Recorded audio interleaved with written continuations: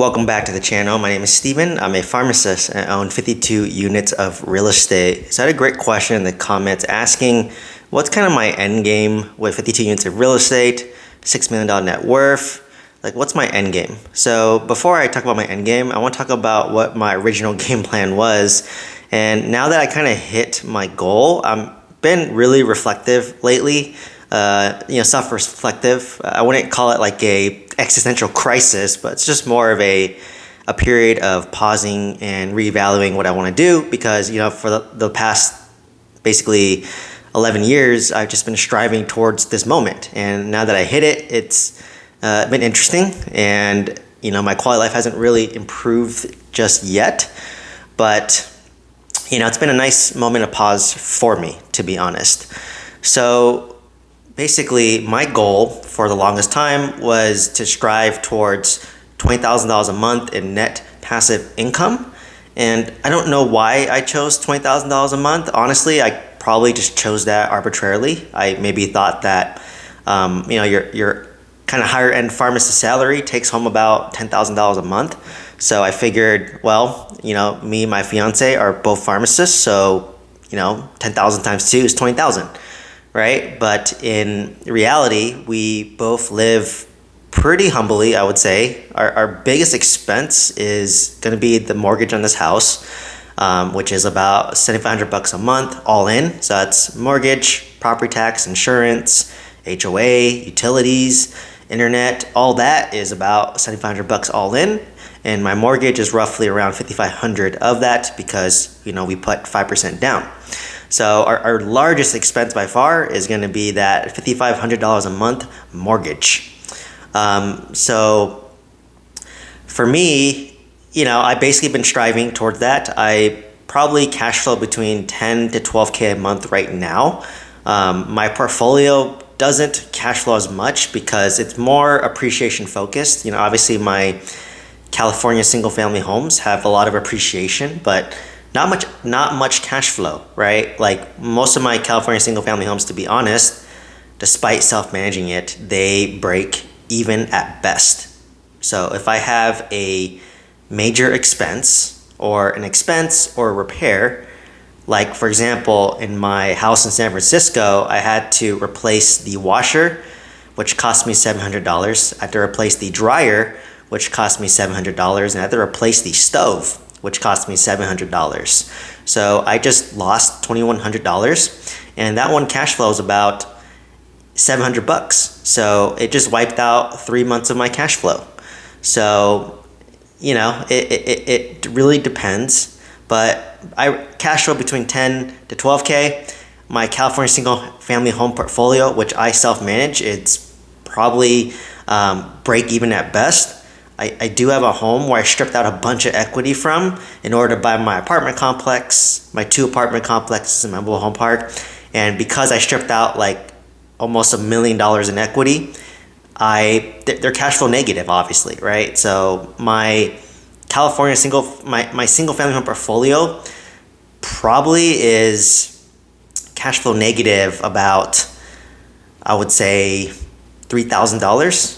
Because some are positive and some are negative. So it's about probably negative $3,000. However, my mobile home park, which I sold and I'm carrying a note on it, pays me $2,200 a month. My 26 unit grosses around $16K. And I would say I probably gross net around $8,000 on that property. And my 20 unit is about $2,000. So it's roughly about $13K for my other portfolio, but I'm negative $3K on my single family home. And so collectively I'm about $10,000 a month, and that's assuming there's no major expense. Like I had a major expense for my 20 unit recently. I had to spray for bed bugs, which cost $10,000. I had to replace some plumbing, which cost $3,000. So in reality, the cash flow, it's being saved for capital expenses for a rainy day. I cannot live off that cash flow just yet. So it was very eye-opening to me because what I've been told and what I've kind of been sold on a lot of YouTube channels is you want to build passive income through real estate, and using that passive income, you could basically retire early and replace your W-2. And I've done that essentially. I take home about 12,000 bucks a month. So in all accounts, if my real estate takes home between 10 to 12K, roughly that is my income. So I've achieved my goal, and I'm 34 years old. So it's pretty young in terms of retirement. But as I've owned real estate longer, especially multifamily real estate, single family real estate, I've basically learned that living off the cash flow, I feel like I'd be stressed living off that cash flow. Because like I said, yes, I do cash flow about $10,000 a month. But if the next month I had a major repair, it might wipe out my $10,000 in cash flow.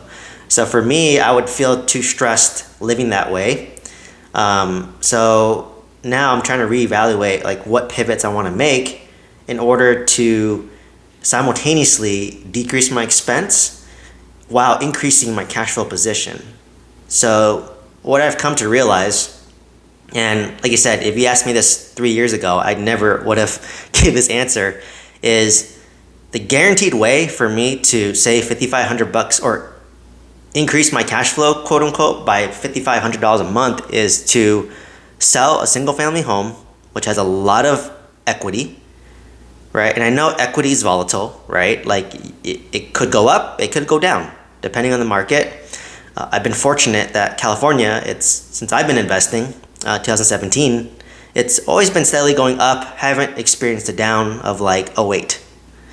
So for me, it's like, okay, a lot of my properties built up a lot of equity. Like my first home I bought has about $600,000, $700,000 of equity. My second single family home has about, I would say, $500,000 in equity. My third single family home I bought has roughly maybe $500,000 in equity. And my primary residence loan is about $800,000. So I've been thinking my biggest expense right now is my primary residence. So in order to be truly financially free, it's kind of a two-part equation. So the first part, the numerator, if you will, is how much income you can make. So income that you can make, it's technically unlimited. Like you can make as much as you want or as little as you want, depending on what you do. With a W-2, you know what you take home every month. It's stable. If you have a business, you can make more than W-2, or you can make less than a W-2, or you can even lose money. So for me, I've always been focusing on increasing my income between my W-2, between buying more real estate, and between starting like other side businesses. Another part that I never really factored in was expenses. So expenses is the denominator. And for relatively speaking, we don't have much expenses. When I was renting for $2,000 a month, that was very little. But now our mortgage is $5,500 a month, and everything else is $2,000 a month. So if I were to sell a single family home that, let's just say, has $600,000 of equity, take that money, and not factoring taxes obviously, but take that money, throw it at my primary residence, which has a 6.5% interest rate. So I'd be selling a home that has a 3.125% interest rate. Take that $600,000, pay off my primary residence, and from there, maybe my fiance would chip in another $200K. So I'll put in $600 from selling my property. She'll put in $200, and we can own this house free and clear, and essentially wipe out $5,500 a month in towards mortgage payments. So we're only paying property tax, insurance, HOA, utilities, which is $2,000 a month. So now our biggest expense went from $7,500 to $2,000 a month. And other living expenses, keep in mind we don't have kids yet, but if it's just me and her, we don't really spend that much. We eat at home a lot. I mean, we do eat out as well, but where we live, there's a lot of cheap, great food in Los Angeles. You don't have to spend a lot of money if you don't want to and still get amazing food. We still travel at least twice a year for about 2 months or 2 weeks internationally.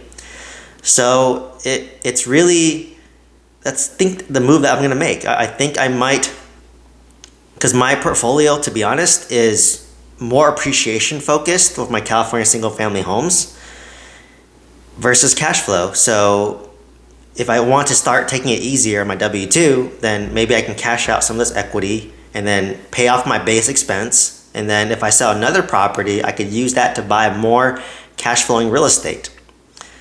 But the thing that's kind of holding me back for the longest time is that the true way of making wealth through real estate, to be honest, is appreciation. Like, for example, my Alabama single family home, yeah, cash flows $800 a month, but the appreciation since I owned it since 2021 till today, so 3 years, went from about 270 to 340. So appreciate 70K, which is pretty good, right? And the cash flow is $800 a month, and you times that by 12. What is that? That's roughly around, let's say, $10,000. So I made $10,000 in cash flow a year, let's just say. So that's $30,000 of cash flow over 3 years, being generous. And appreciation was 70K. So as you can see, the appreciation was double my cash flow. And it's even more extreme in California. So in California, every year my properties appreciate about $80,000. So to me, it was just like, okay, the fastest way to build wealth is to essentially get real estate or do a business. I'm not as good at business, so real estate was the path that I decided to choose.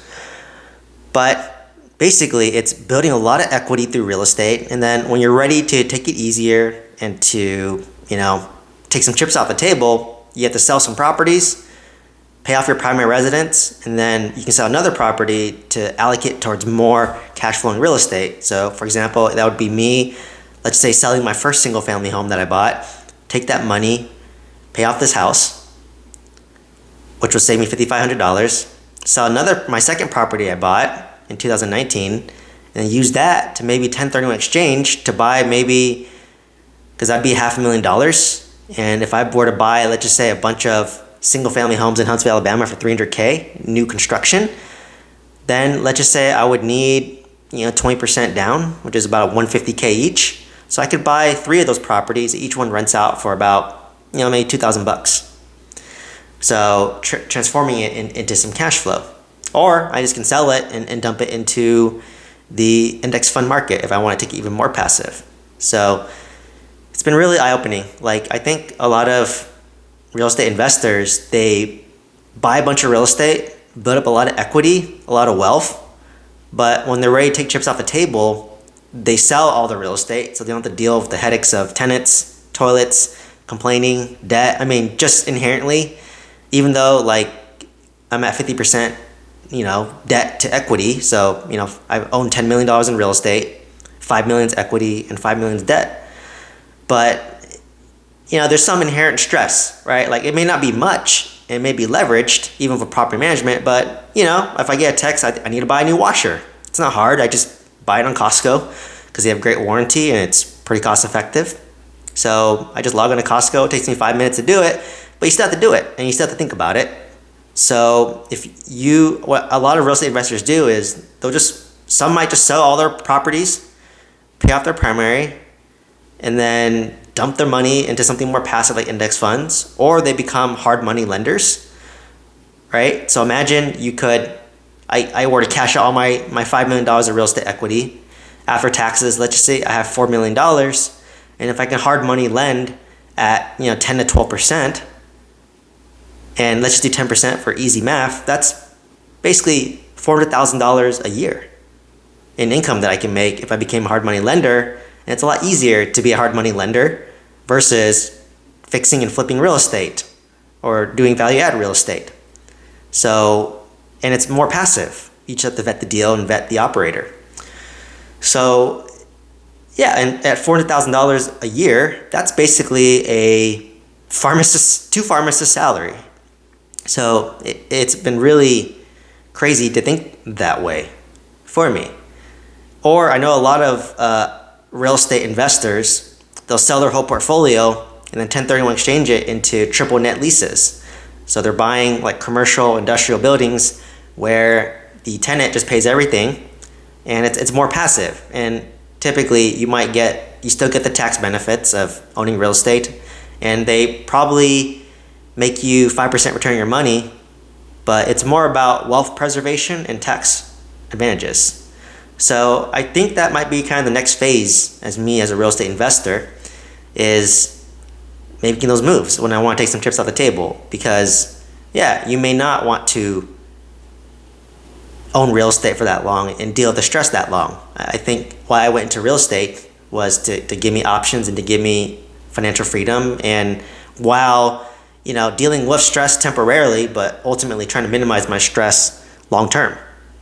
So it's been really eye-opening thinking about that. And for me, when I first went to real estate, I was all about generational wealth and legacy. Like, oh, I want to make my kids richer, and then my grandchildren will be even richer. But what I realized is, and I see that a lot in Los Angeles, right? A lot of, trust fund babies, but there's a lot of kids that I know where their parents are rich and then their kids are not happy because they don't know how to manage it. They know they didn't earn the money. They just got this money from their parents without doing anything, and they look miserable.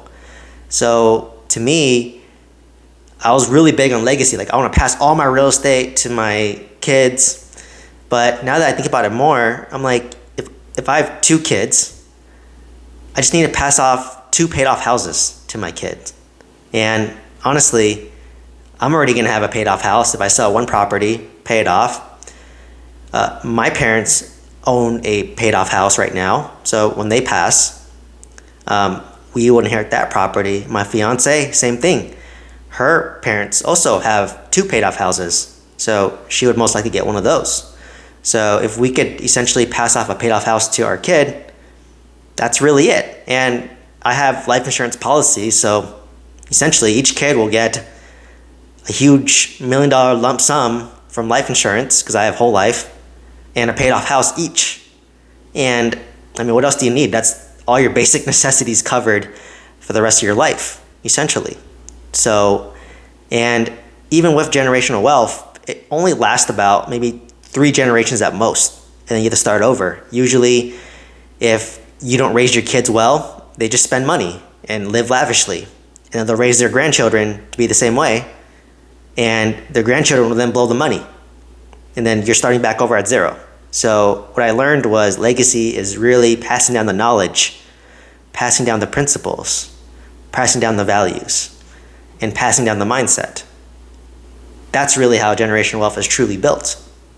And that's how my kids can surpass me if they inherit my mindset at a younger age and go on to build big businesses that they can sell for more than they can make from real estate. So that's not my interest. I'm very lifestyle oriented. I just want to have options in life, like work when I want, don't work when I want, travel when I want, go to my kids' games if I want to in the future, just take 2 months off because I'm tired. So that's really what it is for me, because ultimately you don't take much of it to the grave. And I hit the point where I could easily buy real estate without much effort now, but it's just a matter like, do I want to? So it's been really interesting in terms of this kind of 1 year pause where I didn't buy investment properties. I bought mostly primary residence, and learning that most of my wealth was made from appreciation. And I do have cash flow, but the cash flow is really there to sustain your real estate portfolio in order for you to ride out the appreciation long term. So hopefully this gave you some insight as to what my end game is. Sorry for the long rant. Hopefully you got a lot of value from this video. If you're interested in buying multifamily real estate with some guidance, check out the mentorship program in the link below. Otherwise, let me know what questions you have. Please like, comment, subscribe. Love to hear your questions, answer your questions, and hope to see you in the next one. Thank you so much.